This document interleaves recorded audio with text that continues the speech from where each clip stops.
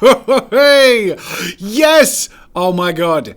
Oh my god, it feels so good! The part one that I'm carrying from, where I said I'd recreate random emojis into detailed drawings, got me into a little bit of trouble because the thumbnail looked a little something like this. I did cop a little bit of backlash, just a little bit of backlash in the comments because this drawing did not appear in that video. So I'm gonna do it. I'm gonna do exactly what you saw in the thumbnail of this video. I'm gonna snip this in half. I'm gonna fill in the other half. And I think this sort of half and half thing could be really fun. It's actually pretty challenging because on the one hand you want it to look good next to the original, but on the other hand you want it to be as gritty and cool and different as possible. And the proportions of emojis don't lend themselves to coolness or like edginess. They're very bubbly and cute. So this is like the rough shape of the other side of the face. Do you know what? I might be a little cheaty, drag this all the way over and bring the opacity down, and I can basically just, trace.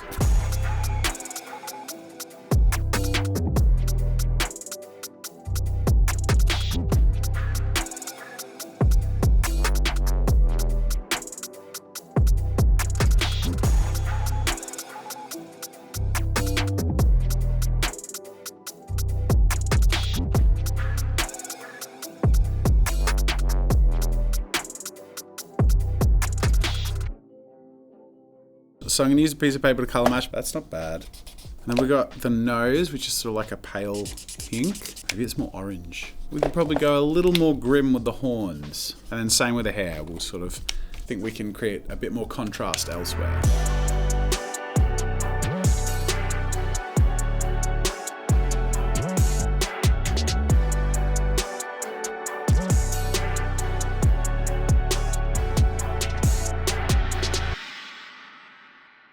All right, this is it. You ready? This is the bit. Whoa. Okay, this is actually really cool. Hey! Yes! Oh my god. Oh my god, it feels so good. Why does this feel so good? Okay, I get it now. I get it. I get why you wanted this. I want more of this. That's perfect and amazing. And I'm glad I came back to this. Don't get me wrong. I loved the other video, but I can understand how in my attempt to convey a concept that I felt that video was, some people felt like I didn't do that thing. This is that thing, and it is very satisfying. I have done sort of like two demonic-esque ones now. So let's switch it up. Maybe we got robot faces. Nothing striking me as particularly unique or cool enough, but maybe if I combine some. If I type robes, does it come up with like kimono? All right, we need a person underneath. All right, I've got my person standing. And I've got my kimono. And last but not least, I'm gonna mash in the skull. It's gonna blend these in together. Now I know what you're thinking, Jazza, that looks very silly. And you're not wrong, but if we bring down the opacity and use this as a foundation for our little challenge here, I'm gonna find a way to make a kimono skeleton with a corporate hairdo somehow cool. Let's see how that goes. So I'm just going about the same process like I did before, roughing out the foundation using a transparent overlay of the weird emoji mashup that I've put together. But once I've got the very rough outlines in, that's when I'm gonna have to start breaking away to see if I can make this actually cool and workable in some way. The reality is though, I've realized the more and more I try and break away from the mold, the more I am going to break the satisfying feeling. So it's not the shape that I have much room to breathe in, but I think color. I think color is where I can really muck around. To make this really work and really creepy, I need two things. One, a drastic change in colors and texture, and two, a little bit of a story.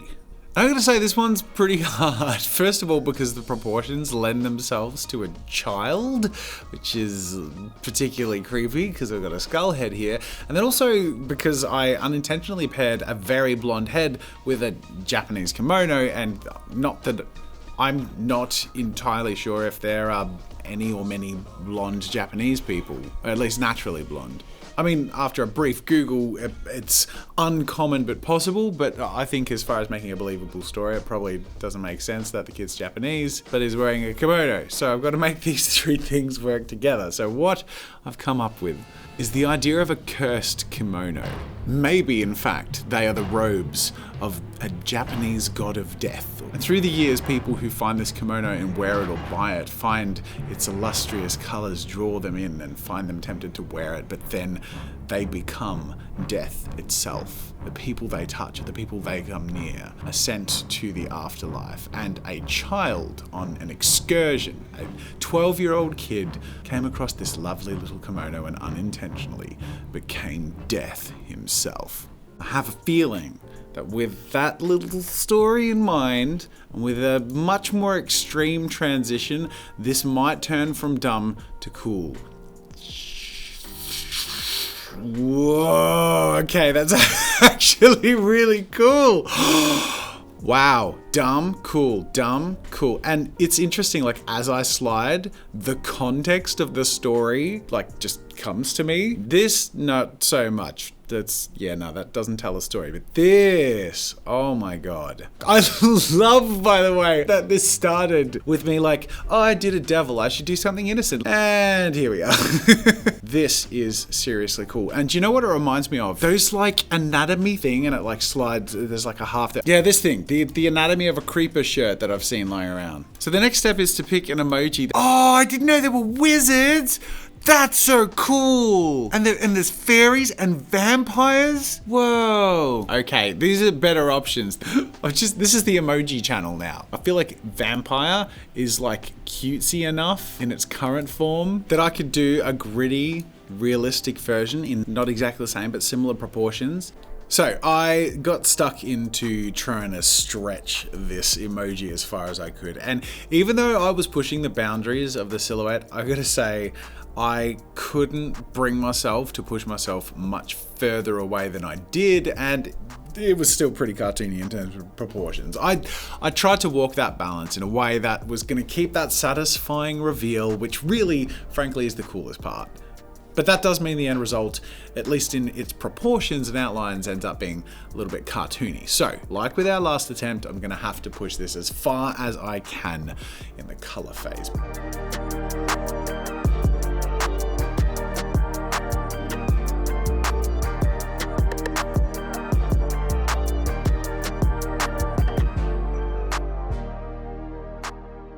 By the way, I realized, especially towards the end of the line work, that I kind of unintentionally drew evil Ellen DeGeneres.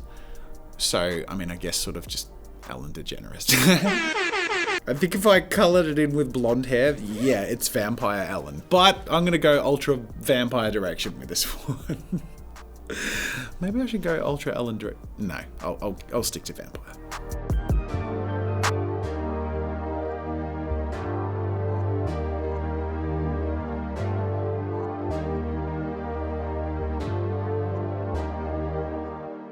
All right, it's that time again. It's time for the reveal. From emoji vampire to vampire. Ooh, the transition is so satisfying, but the artwork is, I mean, it's pretty cool. As you can see, I tried to keep in the yellow skin tone by sort of creating a really strong yellow light, and I think it works really well. Like, still, that is super satisfying. However, the artwork, like the vampire person, looks like, I don't know if there's someone specific I'm thinking of, but I'm picturing like a TV cooking show host or some daytime TV host who's a vampire now. Wait, am I thinking of Alan? I'm thinking of Alan. Shit. Oh no. Either way, you clicked on this video to see this, and you got it. That was fun, and it was a challenge in many different ways. And we approached turning emojis into realistic and gritty characters and artworks in fairly different approaches, but I'm very interested to know what you thought of this video, and if you saw the first one, what you thought of the first one as compared to this one, and if either, which would you like to see more of? Maybe just that effect, maybe doing the anatomy of characters, maybe not emoji, maybe we've done emoji. I feel like we've done emoji. Let's move on from emojis for a while. And at the end of the video, when I say this stuff, I know you tune out if you've tuned into a couple of videos, so I'm gonna say it really firmly so you understand I really want you to hit like and subscribe if you haven't for more fun with art and creativity. I don't know why I'm coming across as so aggressive. Click the videos over there! And thanks for watching! I don't think the added intensity is helping anyone. Thanks for watching, and until next time, I'll see you later.